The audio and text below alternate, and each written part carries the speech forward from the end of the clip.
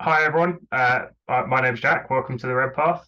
We're starting our new competitive news series, which is currently WAAC Weekly, but we will take suggestions. I'm here with Dara to just go over lists for World Eaters out in the world for the last couple of weeks and touch on the Team Red Path news. There's been a couple of us playing in a couple of Super Majors, a couple of RTTs in the last couple of weeks, and so we're just going to look through some lists.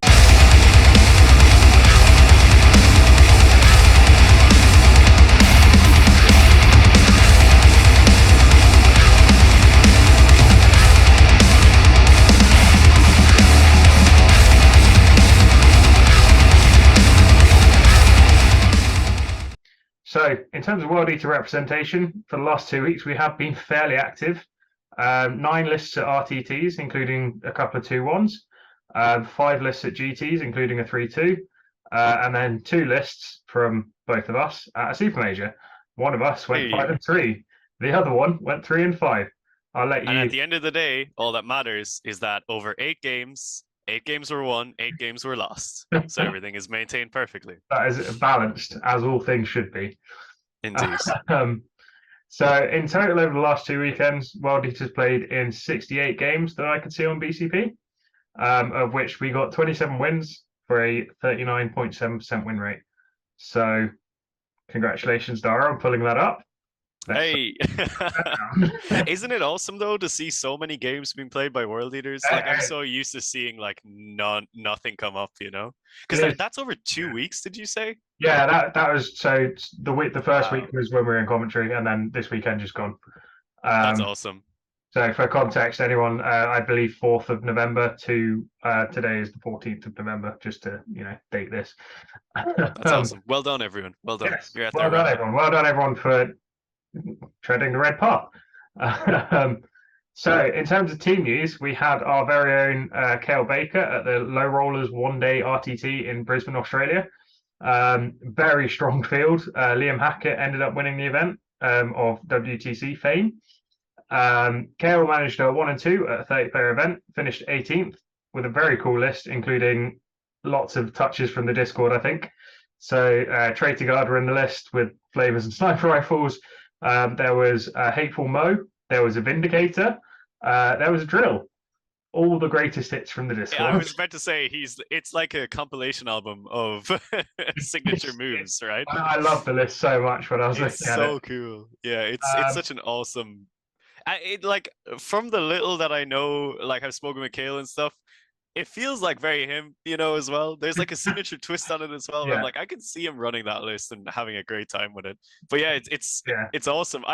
Looking at the list, I'm like, how does it all work together? But at the same time, I know everything is quality in its, we'll say, I suppose in its own role, its own kind of little environment. For sure. And obviously his models are gorgeous. Some of his conversions are incredible. His warp talons, like in particular, off the top of my head. So he played in some very close games. He got his win, 77-72 against Admech, newly unnerfed Admech, which was nice. Very tight 80-81 loss versus Guard. I have been there. I know that Guard fucking sucks for us even now. And then 66-92 loss against Freebooters. So shows that they're still about as well, even after their many waves of nerfs.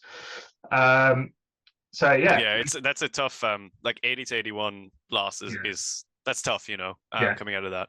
Never really feels like a loss, but I believe he still had a fantastic time from speaking with him as well. I think he still enjoyed himself. So well done, Kale. Thanks for repping the red path. Yeah, well done. That was a fantastic performance. Second up, we had Aaron Nelson, aka Ferrous Oxide, in the Discord. So this is still Team Red Path, right? The official ITC team. Nice. So the Spring Bash in Western Australia also went 1 and 2 at a 16 player event, finishing 12th with a full-on meme list that like Krieg would be proud of, I think. There's something, man, like the Australians, like they're built different, when it comes to building a list. I have actually pulled it up because it was so good. Okay, let's go through this one. Yeah, let's hear what you got. Chaos Lord on foot with Gorefather. Just, start things off nice and easy. With wings, with the sword, and Zal. So full-on damage from the HQs. some cultists, blob of berserkers, blob of terminators, which we're all kind of used to. Bare bones Mo, just for some extra damage, you know. Dreadclaw drop pod, which I believe is berserkers and Mo in there, and maybe the Lord. Nice. And then Demon's Patrol with the Bloodthirster with Great Axe. So that's the D3 plus 3 damage smash or the flat 2 damage sweep. And Indomitable Onslaught, so he's phase capped. 10 Blood Letters, and then in a super heavy Orcs detachment, a Greater Brass Scorpion. Why not? Which is just fantastic. Yeah. That's some heavy energy on the table right there. And it looked like the event used WTC scoring, so the scale of 0 to 20, which can be very. I feel like, because I've played with that scoring quite a lot.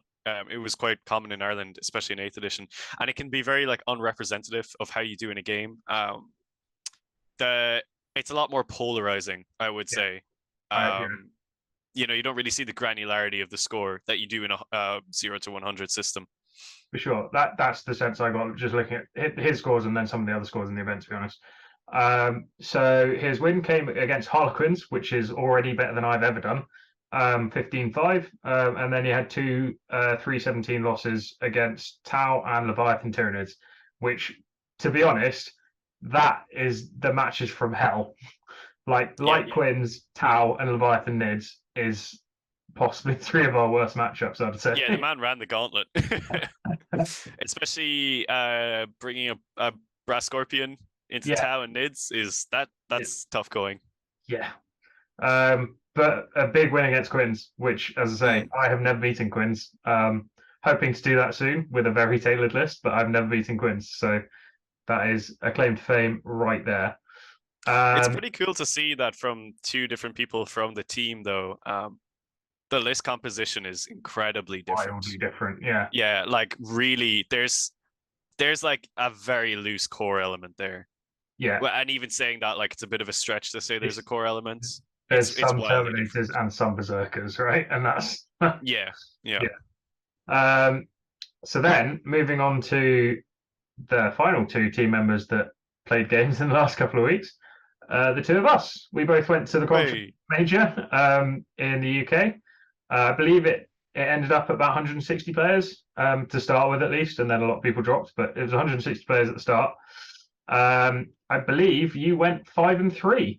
So you're correct. Fantastic performance from you, along with picking up a well-deserved Best Painted award of both the 3-day and the 2-day competitors. So about 250 people. So big props to you. And a real-life compliment from Stu Black, and also a real-life compliment. So do you just want to run us through sort of your factions that you played, scores, that kind of thing? Yeah, sure. So it was awesome. Obviously, it was really well run event. So shout out to UKTC for, as always, putting on a very kind of fantastic event, knowing exactly what you're going to get going into it and not being disappointed. But yeah, so match 1 played Light Quins, against an exceptionally good player. The game was actually much closer than I thought it was going to be, and it came down to we both had less than a minute on the clock in the end of turn 5, and the scores were very, very close. But yeah, in the end, I was beaten. I think it was 69-81, as far as I can remember. So really good game. I took Rise to Glory. I think that's kind of the highlight of that game. And as you will see for potentially both of us, the tournament, lesser known secondary, but is particularly good if you have specific characters in your World Leader list and you're going into Harlequins that have lots of boats, right? Because you're getting lots of points every time your Demon Prince slaps down a Starweaver. So that's kind of cool. And then I played Chaos Demons, which was pretty big win. I can't remember the score off the top of my head, but yeah, people think Flamers are really good, and they are, until you deny the power for +1 to wounds, and they try and flame your Terminators that are standing in cover. And -1 to wounds. Yeah, and you have all the buffs on, and it just doesn't go that well then. So yeah, it was kind of it was a really cool demon list. There was a Lord of Change, a Bloodthirster, Nurgle Demon Prince with the standard relics, a bunch of Flamers, and kind of other demon goodness. And the problem was when the flamers bounced, the army kind of collapsed a little bit, and my demon prince, beloved Macrolore, he was able to just go in and harvest a bunch of characters for assassinate points, and it just kind of collapsed in on itself. So then I played Custodes, which was, I believe, 9 Dawn Eagle jet bikes, the captain, all the good stuff. And so this Custodes player, Charles, he was incredible. He is actually probably, in my opinion, one of the most talented 40k players I've ever played against. He's asking me all the right questions. He understood exactly where he needed to move, the exact correct amount of pressure to put on me to have to force me to come out very early in the game. And by forcing me to come out, it kind of meant that I didn't necessarily have all the buffs I would have liked, or all the CP kind of saved up to make my charges relevant and powerful. And I kind of bounced off him and basically got picked up very fast. Yeah. So he destroyed me. It was like 90 plus to 30 something. And the only reason I got any points was because I like yeehawed my demon prince out there to get skulls for the skull throne and killed his captain. So yeah, that was day one, which was a little bit 1 and 2 is kind of whatever. And then we had a pretty strong day 2. We started off, we were playing Dark Eldar, which was really fun. There was a Tantalus involved. So managed to kind of, over the course of the game, just consistently keep pushing the Dark Eldar into a corner. Everything almost fell apart when the Tormentors actually went off against my Red Butcher squad. He rolled an 11. And through Incubi, Drazar, and the competitive edge Succubus picked up the whole Red Butchers. I was kind of like, this is probably okay. And then my Demon Prince failed a 5-inch charge into Drazar for skulls for the Skull Throne, and then got picked up in the next turn. That's when things started to get not okay. But I managed to pull it back in the late game with some Berserkers kind of coming in and flipping some important objectives. So that was cool. Then we played into Twilight Harlequins, and this was an amusing game where, even though I kind of said everything at the start, my opponent didn't really necessarily respect how far the Red Butchers can move when they consolidate 6 inches twice for 1 CP. And basically throughout this game, I took Race to Glory again for easy points, and over the course of the game, just completely strangled him in his own deployment zone, just would not let him push out, and just outscored him and tabled him in turn 3. And then this would have been game 6. Game 3 of day 2, I played another Custodes list, which was all the Dreadnoughts and 2 of the Grav Tanks. And I will potentially be able to share the picture with Jack after this, because it's hilarious. Because in turn 2, I charged every single unit in my army into his, except for 2 cultists and a rhino.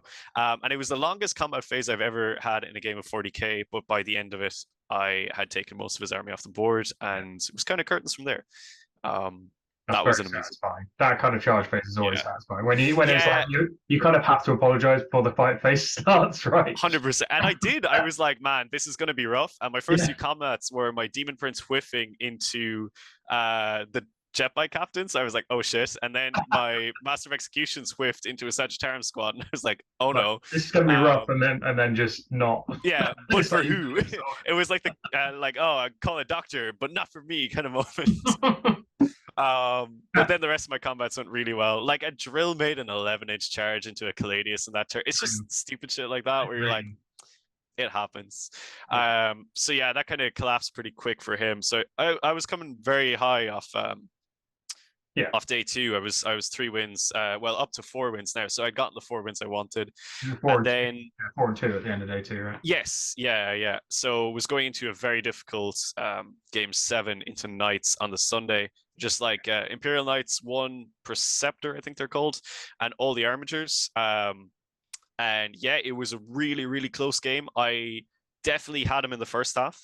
I locked him into basically his deployment zone for a couple of turns with my Possessed and some other pressure that was coming up. And I thought I was doing really well. I kind of had him on the back foot. But he was an incredible opponent. He kind of knew as well, like exactly how to move correctly and stuff like that. And then I just had a turn where I was like, right, it's the go turn, the turn that we always talk about. I failed a 5-inch charge with a reroll with a Berserker squad that kind of clogged up everything behind them. Yeah. So instead of all the other squads having 5 and 6-inch charges, it ended up being either they couldn't charge at all, or it was like a 9 or a 10, and I kind of failed those charges as well. So I just had a really rough turn. I think that was top of turn 3, or maybe, it was top of turn 3. So I just had a really rough one there. bounced a little bit, and I still held on for as long as I could. The score was incredibly close. I think there was like around 10 points in it at the end, but I just couldn't hold off. But it was a brilliant game. Really, really enjoyed that one. And then to finish off the tournaments, I saw that I was facing Tau, which was nightmare scenario because it was long board edges, recover the relics. And yeah, I lost almost my entire army in turn 2. Like, you came over, right? Yeah, you were just like... I was just like, man, nah, this game is done. And you got me a beer. I was so depressed. Yeah. Yeah, it was like one of those things. I got the prayer up on the Terminators. They were inside dense cover, and despite everything, he still picked up 6 in that turn. Riptides are good, man. They're real good. Yeah, so it took so long for me to get across the board, just so long. And the Crisis teams are just very aggressive. But one thing that really stood out was Mo Eternal, which is the variant I'm running at the minute. He jumps out of his drill and he goes running at the Crisis team with the Iridium armor and everything. And there's like 3 Berserkers with him as well. They're like, oh, they're hyping him up. There's hype crew. And my opponent is telling me how difficult this Crisis team is going to be to lift. And I'm like, yep, no problem. Charge in the Mo. Get 4 6s on the first roll, re-roll all my fails, get another 3. I'm like, sweet, that's a lovely little like 12 or 14 mortal wounds, something crazy like that. It was like, I don't care how many drones you have, I don't care what your invuln is, I don't care if you have Iridium armor or not. All those guys are dead, and there was like 1 guy left, and my 3 berserkers were like, okay, we'll kill him. But this was like a small victory in a battle that I was very, very quickly losing. So I got to the point where I had almost no resources left, and I had to make a very difficult for my heart to make the decision to kind of like move away and just like play the objectives. And I did. My chosen did a lot of good work. And gradually over the course of the game, the Crisis teams were worn down by kind of incidental stuff like the drills. And I was just moving away out of lines of sight. The Sunshark had to make a desperate attempt to protect a squad that was doing the Tau action in aerospace. Yeah. Yes, exactly. Yeah. But he just didn't really think that my prince was going to be able to move the way he did. So the prince was able to take out the guy in my turn, and then the Vespids were picked up that were doing the action. So basically, he only got aerospace off once because I just kept killing the squads that were trying to do it. Because I realized that the only way I was winning the game was just stopping as much points as I could from him. Yeah. So every turn, if there was a squad doing that, I was like, cool, bring it down, whatever. And I kept having my banners up and things like that. There was one heroic moment. Longtime fans of the channel will remember Barney, the cultist, iconic in his ability to do things that no other cultist should be able to do. So he continued his legacy throughout Coventry, but it was peaked when a Crisis team dropped down, torched some berserkers, brought a drill to 4 wounds, and went after Barney and his guys on an objective. Killed 9 of them, just 9. I will have you know, just 9. And then I used Insane Bravery to pass Barney, so he stayed in the objective, kept the banner up, kept getting me primary. All I have to say is that was quite cowardly. You should have just rolled the 1. It would have been the alpha play, but I also had no army left at this point, so I was like, cool, I'm getting what points I can here. So to honor his heroism, the drill drove around the corner in the next turn and torched the Crisis squads. Which was awesome. So him living was pretty big. But yeah, basically just kind of outmaneuvered in the latter half of the game there. And Chosen came in big at the end, as did my drill, picking up the last, one of the Riptides and the last of the Crisis teams.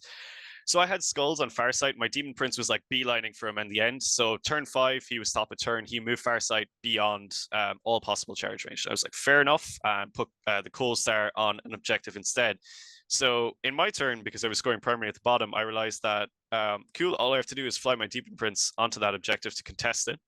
And I win because I just have more primary, and all I need to do is get more than 10 points to win here. And we were looking at it, and I was like, I really want to charge my Demon Prince into this commander, because like it's the Khorne thing to do. And there was a small crowd around the table at this point, and everyone was kind of like very eagerly waiting to see how the game would end. and my opponent said if I didn't charge him, he would heroically intervene in. And it was the the commander with the like good combat weapons as well. The Onaga Gauntlet thing. Yeah, yeah. So I was like, motherfucker, fair enough. If that's how you want it to go, I was like, I'm not losing a game to a Tau guy heroically intervening into me and Killing killing your me. Demon Prince in melee combat, yeah. Yeah, so I took the bait and I charged him and he overwatched my Demon Prince and took him down to 3 wounds. Oh. I was like, oh shit. Oh shit. So then I did over 20 damage to the Gold Star Commander and got my Demon Prince and firmly put him in the ground, securing me the 5th win in style.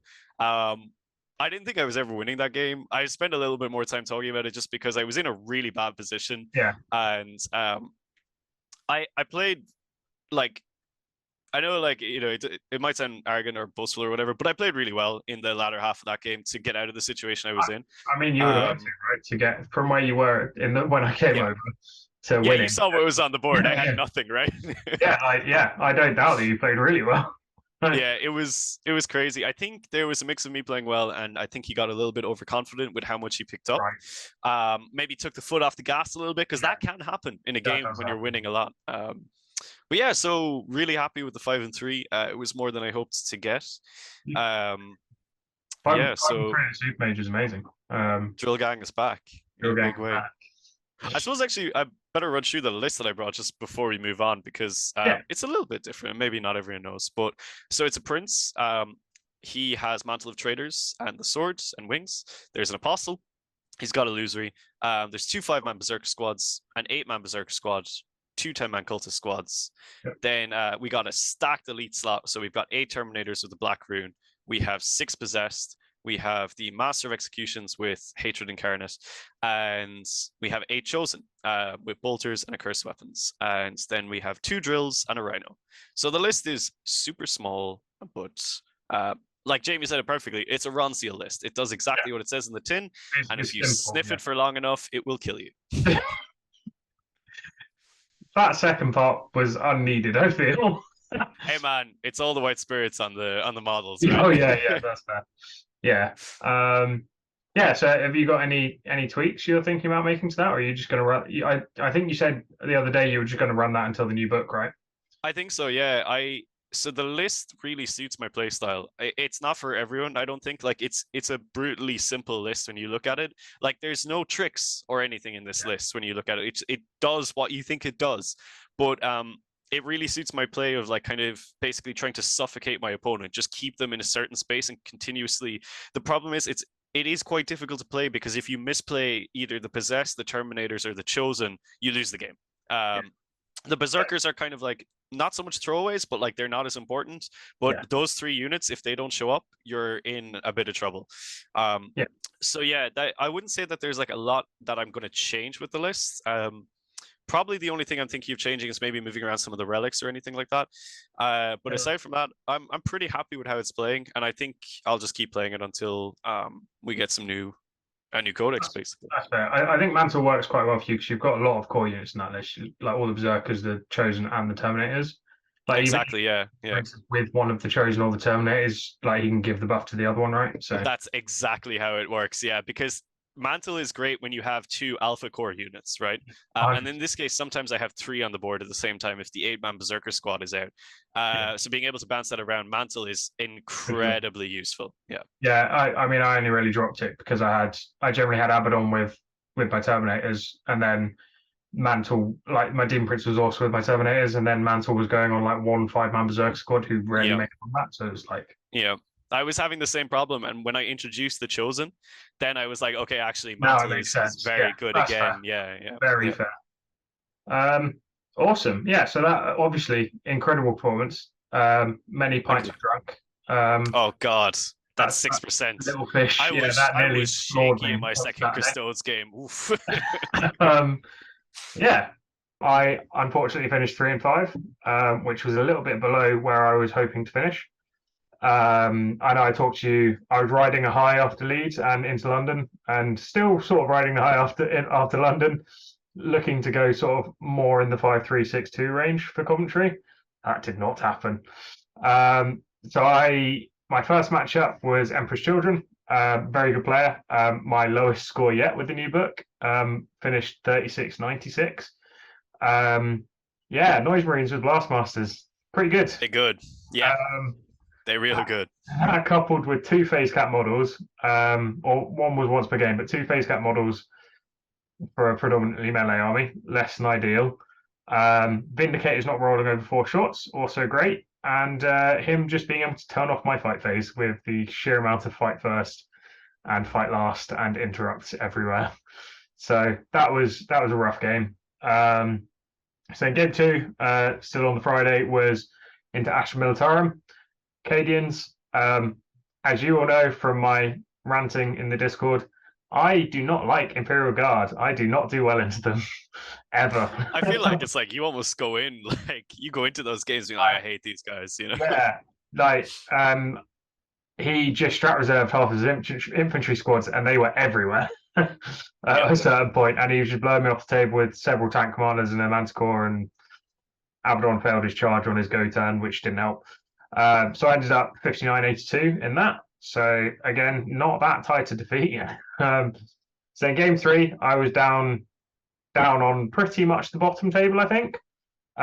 Matched into Iron Warriors against an opponent who was very, very drunk at the start of the game and proceeded to get more drunk as the game went on.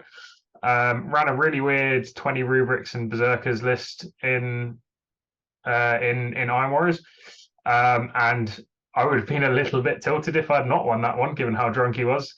Iron Brew within, right? Oh my god, you can't be proud of that one. I've been holding that one for a while. So yeah, I ended up 95-51 there. I think I dropped my points on behind enemy lines and the long wall maybe. So that sort of put a bit of an upper on the day for me. So I ended up sticking it out in the 3-day. Went into day 2 at 1 and 2, matching into light Harlequins, which was great. Yeah, that happens. Yeah, it was a really good game, to be fair. It was really close. I sort of ran out of steam a bit towards the end. I was about 20 points up at the end of turn 3, and then just ran out of stuff to trade with. A couple of things not quite dying because of luck dice was really annoying. And then me failing the 4-up deny on Smite, which killed Abaddon, who wouldn't otherwise have died that turn, was also quite annoying. So that all contributed, and it ended up 64-85. Big shout out to Rise of Glory. I got 10 on it. After it's your so good. It was really good. I took it and got 10 on it. It's like the anti-Harlequin secondary for World Eaters only. The highlight was Cypher coming in from Strat Reserve and blapping a troop master. Yeah, the Cypher hit job, we were calling it all weekend. Phenomenal. Yeah, so then I went into, so at that point I was 1 and 3 and not enjoying life, and matched into OBSEC Necrons, which was not really what I wanted to be seeing. Fortunately, I have a weirdly good record into Necrons in Nephilim, so I ended up winning 99-79, dropped my point on behind enemy lines again, and I tabled him in turn 3 and he still scored 79. So wild. Just Necron things. So then I was my penance for bringing Cypher, played a Deathwing, my last game. Very fun game. This was post 6% beer pint. So I was merry. So everyone was having fun. Yeah, everyone was having a fantastic time. And my opponent was honestly amazing. He was a really, really nice guy, really fun. It's just a really fun game, like really good spirit. And I ended up just about losing that 70-86. We talked it through afterwards, and there was this was the defeat that I felt like best about, because I knew that I had messed up. Like, it was my game plan rather than dice or anything, or any like him spiking when I was spiking down, anything like that. So I knew there was stuff I could work on to play that matchup better next time. So yeah, I wasn't too dispirited by that. And then the game that did nearly break me was the first game on Sunday. Again, Dark Angels, this time Ravenwing. And we realized very early on that a lot of his plasma had a 36-inch range, and my Vindicators had a 34-inch threat range. So he just backlined for 3 turns and shot me to death. And then the turn that he killed my last Vindicator, which I failed to make a single 4-up save on for the whole game, by the way, the turn that he killed my last Vindicator was also the turn that I failed my illusory supplication on my Terminators. So then he had an entire army's worth of damage 3 plasma to shoot into the next most dangerous target, which was my Terminators. Who were essentially at that point bollock naked without the prayer. Yeah. So I ended up losing that one pretty heavily, 43-94. Yeah, not going to lie, that one tilted me quite a lot. The combination of literally not making a single 4-up save for the entire game, and then failing the prayer on the very turn that I actually needed it to go off was not amazing. I will say I did make a mistake. I had enough CP to do the auto pass prayer in that turn.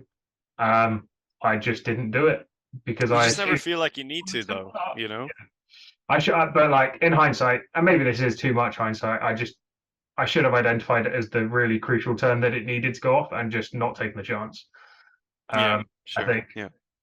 But that's the only learning I think I can take from that game, other than have longer range guns than 24 inches. Fine. So then, yes. So then I went into my last game with a kind of like, I don't really care how this game goes. I just want it to be done relatively quick so I can go home. And it was done relatively quick. My opponent was one of the guys who you mercilessly crushed in the best painter competition. Oh no, he was really good. He was. I actually went up to speak with him at the table. Yeah.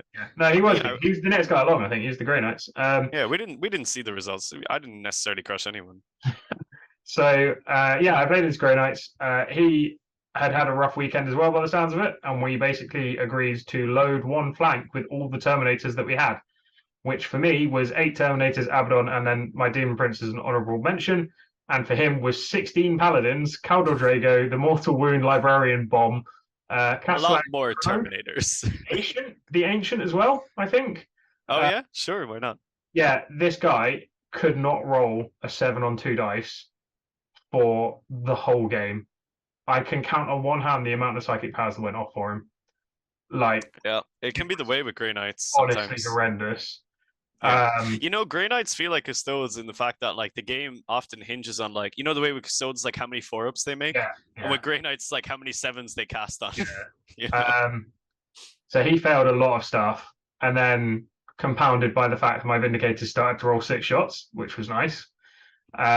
So like, I think the highlight / what summed up the game was Abaddon going into a 10-man brick of Paladins pretty much on his own and killing 7. That's so cool. So that was funny. It was one of those where like turn 3 he had 1 CP left in the fight phase, and I was like, Cowabunga. Yeah. My Butchers, Abaddon, Obliterator went in for the memes. Who else? My Demon Prince went for my Skulls target. Berserkers made like an 11-inch charge. My Possessed, which had been holding a back objective because why not? Also went in, and I maxed a 4 in 1 turn. Also got Skulls for 15 in 1 turn, and got another 4 behind enemy lines. Like, it was one of those big. It's a bodying moment. Yeah. And like he ended up having like, I think Caldor Drago, who charged my Demon Prince to try and avenge. No, Catalan Crow charged my Demon Prince to try and avenge my killing his Ancient, basically, and did 2 damage. Nice. And then my Demon Prince turned around and slapped him. That's so cool. Yeah, he's like, who do you think you are? Yeah. Get out of here. Awesome. Yeah. So that ended up 99-49. I dropped my point on behind enemy lines again. Yeah, so I ended up 3 and 5. It's been a rough couple of tournaments for me. We do go into it.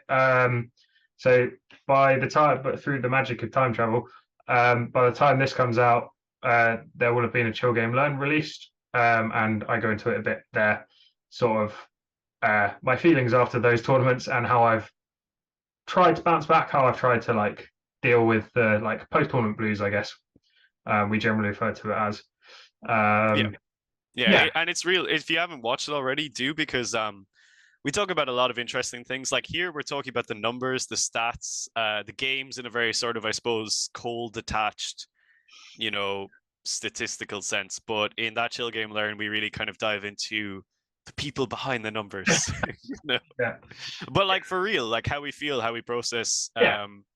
our emotions after these tournaments when things don't go well, when things do go well, and how to deal with those kind of things, because there is a whole aspect to that. I think that maybe not everyone is talking about or considering, and yeah, like you said, it was tough coming off that, and I can see, like, I probably would have felt very, very similarly coming off a 3-5. Like I was down bad after Leeds, and it's not the nicest feeling. But yeah, like check out the Chill Game Learn. We touch on how you can kind of bounce back from that. It's a really good Yeah. video. Yeah. So in terms of like learnings and list tweaks, I do, as I say, I don't want to spoil the other video too much. Basically, I've found a local gaming club that I'm running in a league for where list tailoring is encouraged, and it's really fun because you get to make loads of really weird and interesting lists. So next week I'm running a Leviathan with double storm cannons and 2 Volkite Contemptors with a Warpsmith. So I've never run any of those models since the new book, so that's going to be good fun. I can't believe you're running a Leviathan. I'm like, look how far you've fallen. I've become everything I swore to destroy. Yeah, you're on my level now. Welcome to the Resin Club. Yeah. And then in terms of like serious list tweaks for a tournament, I basically copied your list and adapted it, right?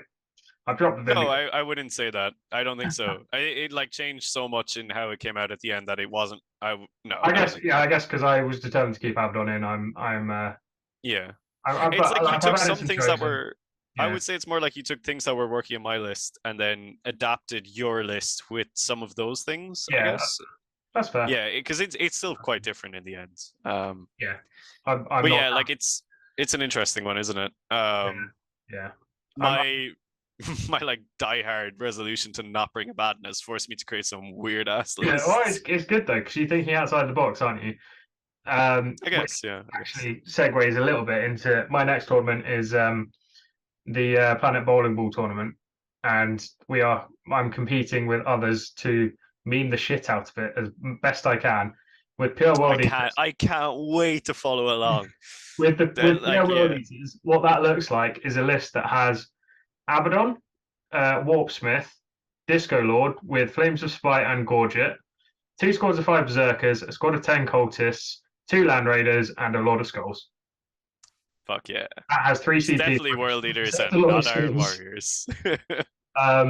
And then, yeah, I've been one up though. As I was saying earlier, there's a guy running Alpha Legion who is taking the Warlord trait to Strat Reserve 2 units. And he's taking 2 Lord of Skulls that he is going to Strat Reserve for free. Because why not? Yes. Nice. Anyway, we're getting sidetracked. Memes are too funny. That wraps up the Team Red Path representation over the last. So Team Red Path. What does that put Team Red Path on over the last 2 weeks? We'll say on specifically just the team. So there's 16 games for the two of us. Yeah, we are 10 and 14. No, 10 and 12. Wait, that's not right. I think 10 and 14 is no. 8, 10, 12. No, 10 and 12. Yeah. You've done bad maths. 8. Have I? 3. Yeah, 2 RTTs. Yeah. 10 and 12. 22 games. Nice. Yeah. Yes. Yeah, I think you're right. We're doing better than the 40% win rate, I think. Yeah. The team is doing pretty good. I mean, also when you have to consider that that Ferris Oxide was just playing into a nightmare run. Yeah, like, that run is his RTT was like the RTT from hell. Like, yeah, it's like we're talking to him afterwards. It's like, oh yeah, who'd you play? It's like, oh, Harlequins, Town, Tyranids. I'm like, Jesus Christ, man. And then I think Kale was playing a RTT that had like half the Aussie WTC team in by the looks. Yeah, like a real and like, let's be real, Coventry was a Shark Tank, like real Shark Tank over there. There wasn't really bad players at Coventry, so I think the team is doing really well. Yeah, really well overall. So keep at it, folks. Keep going out there, repping the Red Path. Keep repping. Do it. So we do have a couple of other results because obviously World Eaters representation doesn't begin and end at the Red Path, however much we wish it would. Not yet. Not yet. Soon. So first up, friend of the channel, Dan Brook, went 2-1-2 at a 44-player GT in Stockport, UK. So before we move on, my favorite result to get from a 5-game tournament is 2-2. That is like, you leave exactly as you came in. No better, no worse. 2 Uh, wins, 1 draw, 2 losses. It's perfection. Perfection. So Dan finished 22nd in this 44-player GT, so pretty good. And beat Again, Drukari perfectly perfectly done. halfway. It's actually beautiful. Yeah. Beat Drukari and Zinch Demons with 18 flamers. So that's pretty good. His draw was against Iron Warriors. So the mirror match there, sort of. And then losses against Sisters and Eldari, which fair enough. Yeah, it's like Sisters is a very tough trade game. It's like it's kind of like you have to trade perfectly with Sisters, right? It can be really hard to out combat them, especially if it's the Bloody Rose. And Eldari is like my. You don't like them because they have Swooping Hawks. Jeez, man, they have Swooping Hawks and Baharat, and that just fucking sends me. But yeah, Dan's list was pretty cool, actually. I thought. Yeah, he had Abaddon, he had Gorget, True Berserker, Demon Prince, so very hard to kill Demon Prince basically. That puts him 2 up, 4 up, and then halving damage, right? So that's hard to kill. Does Gorget have damage? No. Oh, True Berserker does. Yeah. And then some actual real life Khorne Legionnaires out in the wild. Wild. Yeah. Wild. A couple of squads of Raptors, a Drill, Terminator Brick, Chosen. A lot of the sort of things we've come to expect. Chosen are maybe, I want to say, a bit of an out there choice, but you run them. Hey, man. I think people have had success with them. Watch him out. Those Chosen. I think it's a bit out there that he's still repping those Raptors, and it sounds like he had really good success from speaking with him, and always nice to see a Drill in there as well. Though I think from speaking to him, he does share my reservations about the Drill, but maybe we can talk about that in the wrap up. Yeah, for sure. We'll go into some list quirks later on. So then there were 3 other really strong performances that did catch my eye. Couple of RTTs. I mentioned there were a couple of 2-on-1s. So Joseph Thompson went 2-on-1 at a 19-player RTT in London to finish 3rd, like podiuming. Very nice. Yeah, podiuming. Well done. Beat Goths and Iron Hands, and only went down to Necrons, which again, fair enough. Yeah. Fair enough. Really interesting list actually. Had 2 Venom Crawlers, and then the tech piece that some people are talking about. Yeah. I have said from the start, Venom Crawlers are dirt cheap for what they have. Cheap and cheerful. That's a Ronseal unit, if ever we're going to talk about anything. Like, those guys are very cheap. Yeah. The usual block of Butchers with the Rune, Abaddon, and then a Flames of Spite, Gorget of Eternal Hate Disco Lord. So that is a 2 up, 4 up Disco Lord who rerolls all wounds and mortal wounds on 6s. Mortal wounds on 6s. And the Disco Lord has a lot of attacks. Yes. Across his various profiles, it adds up, right? And if you're rerolling wounds on everything, gonna get some mortal wounds, aren't you? 100%, yeah. So yeah, well done, Joseph, for his podium in London. Then Shane Mitchell went 2-on-1 at a 23-player RTT in Canada to finish 6th. Again, really strong performance. Beat Chaos Knights and Jormungandr Tyranids. Which is a lesser spotted, but they're the burrowing ones, right? They do the deep strike shenanigans. And then his loss was to GSC, which again, kind of fair enough. GSC, I don't have that much experience with them, but my experience with them was not very nice. So they have some weirdly good weaponry at shooting Red Butchers.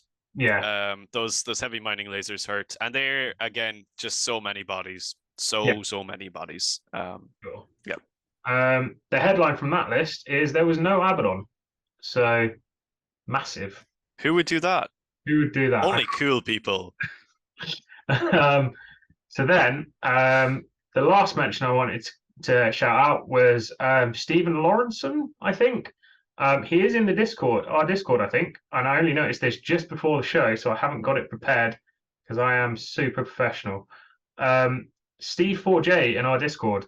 Stephen Lawrenson went 3-2 at 28-player GT in California, finishing 11th, which is really awesome. Strong. Yep, really and good. It gets better. His 3 wins: Sisters, excellent; Night Lords, excellent; Kraken Tyranids, also really excellent. Oh, how the Kraken Nids! That one is a tough game. That's spicy. Wow. That is. Yeah, what a run!